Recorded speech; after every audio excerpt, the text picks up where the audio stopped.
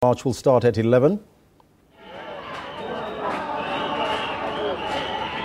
Good morning to you. Well, I can safely say to you right now that the march here is in full swing. Of course, it hasn't yet commenced from Beggars Park, but the crowds are still gathering here at Beggars Park, and you can hear the noise in the background. Lots of various groups and civic organizations are here singing and just coming together to stand against corruption. And now what's interesting about this particular march is the fact that it's actually uniting a various group of South Africans. It's not every day that you see a march where you see different races, different groups, even faith-based organizations. But, you know, because it's the call for standing against corruption, it has kind of united the country, and it's actually quite beautiful for one to witness it here. And next to me now, I've got a group of young people who are also here, and I just want to talk to them and hear from themselves why they are here.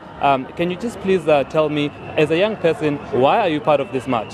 Oh, I'm part of this march because corruption is affecting me as a young generation growing up. Because we want to keep corruption in many ways. Because corruption is having a big impact in our future as a young generation. So we want to keep it coming out here as a mass. We want to stop corruption from escalating. All right, thank you. Here's another young man next to me here who also has something to say around corruption. Yeah. Okay, I think corruption is affecting us as young people economically, educational, especially educational. We have a poor sanitation or undignified sanitation in our location schools because of corruption. Once upon a time, a great man says, if nothing is done now, nothing will change in future. If we unite as people, we're going to beat corruption. All right, well, are you hearing it from yourself, from young people, saying that they're coming here to voice their concerns with regards to corruption, and they're saying that corruption is taking opportunities away from them, opportunities to get better education, to get better housing and sanitations at their schools. And yeah, that's what we've got here at Beggars Park so far. So seeing that the march will start at 11, is there any other speeches that happened in the meantime to tell the people what is happening now, Sipho?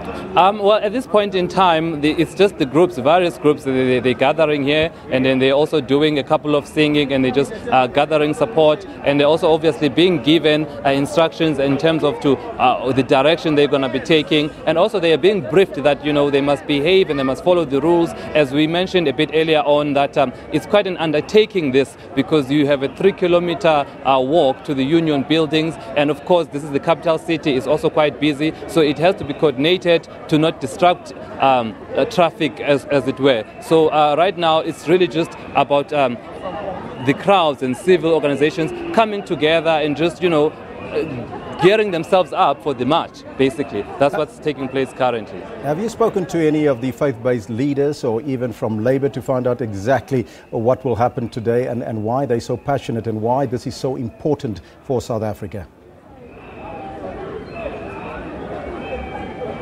Well, we spoke to some of the Labour groups, and some of NUMSA members are actually here, and they've expressed the fact that they are very much disappointed that NEDLEC only granted permission for protected strike in the next 2 weeks and not for today. That means then workers cannot join this strike. If they do, they won't be protected and they'll be subject to disciplinary hearings. However, those that are perhaps working night shifts or those that are not on duty today, they can come through. And so the workers have expressed disappointment that NEDLEC did not come to the party and to give them that clearance for the workers to take part in the anti-corruption march that's taking place today.